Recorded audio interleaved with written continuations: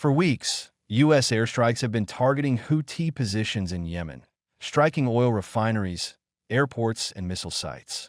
President Donald Trump has pledged to employ overwhelming force until the U.S. reaches its objective of preventing the Houthis from attacking shipping in the Red Sea. CNN reports that the U.S. military's Yemen operations are nearing the cost of a staggering $1 billion in under 3 weeks.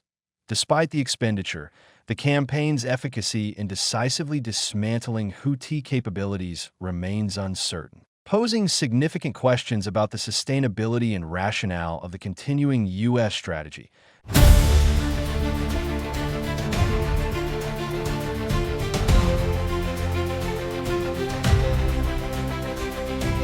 That CNN writes that every round of strikes on Houthis triggers more defiance. A veteran Yemen watcher called the Houthis honey badgers of resistance due to their fearless and aggressive nature. The Houthis are the honey badgers of resistance. Bitten by a cobra, they get up minutes later and attack the snake. Earlier this week, a Houthi spokesperson declared that dozens of airstrikes on Yemen will not deter the Yemeni armed forces from fulfilling their religious, moral, and humanitarian duties. However, officials from the Trump administration argue that the military campaign against the Houthis is effective. Speaking about the killing of multiple Houthi leaders, U.S. National Security Advisor Mike Waltz stated that it acts as evidence of success. While as many as 80 Houthi military officers may have been killed, according to analysts, the senior echelon of its military and political leadership appears intact, at least some of its missile launching sites. Since mid-March, the Houthis have launched a dozen ballistic missiles at Israel and barges of drones and missiles at U.S. Navy ships, while none caused major damage.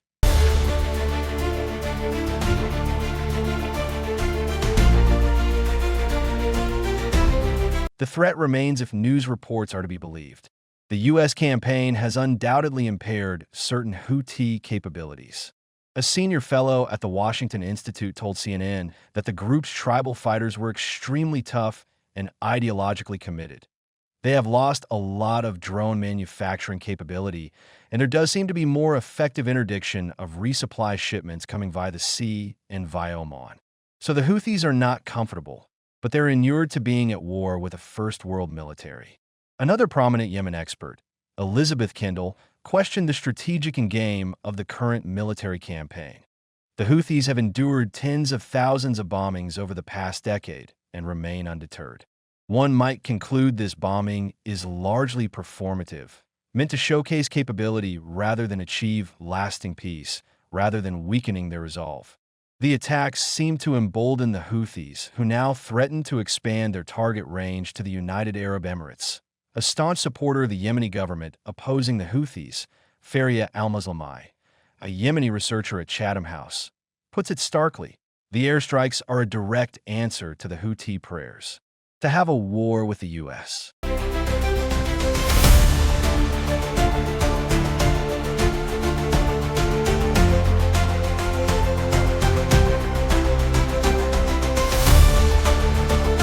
From the outset, Trump and other U.S. officials have tied the campaign against the Houthis to Iran. Trump has vowed to hold Iran accountable for every shot fired by Houthi rebels, warning of dire consequences for any attacks carried out by the Yemeni militants. That on March 15th, Trump warned Iran in a social media post, saying to Iran, "Support for the Houthi terrorists must end immediately. Do not threaten the American people." Their president, who has received one of the largest mandates in presidential history or worldwide shipping lanes.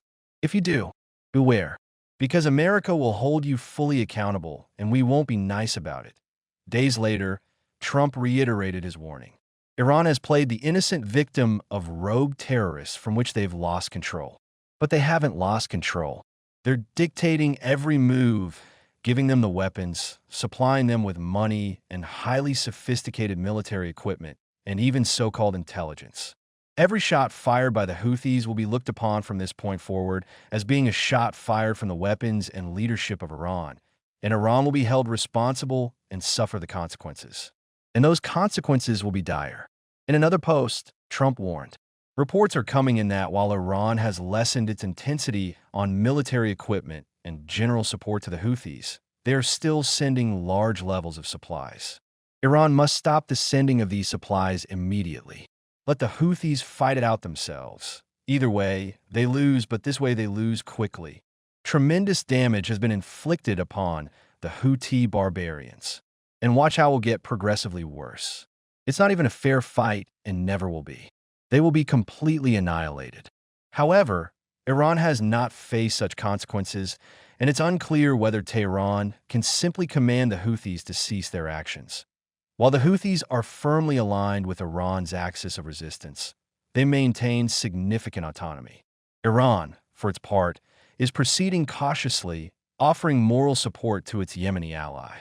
As per a CNN report, Mohsen Rezai, a former Iranian Revolutionary Guards commander, praised the barefooted resistance forces of Yemen, saying Houthis will bring advanced American warships to their knees. However, the Iranian leadership is reluctant to be seen as providing direct military assistance to the Houthis at this time, as it navigates Trump's combination of threats and incentives. On March 21st, Iran's Supreme Leader, Ayatollah Ali Khamenei, said that Tehran does not need proxies in the Middle East and that Yemen's Houthis, who are among the regional groups aligned with Iran, act on their own motivations. Salah and Juma have no doubt this resistance will lead to the defeat of the enemies. The defeat of the vile, corrupt, and depraved Zionist regime. Those who threaten should know we have never initiated any conflicts or war with any country. But if someone acts with malice and begins one, they'll face hearts, laughs.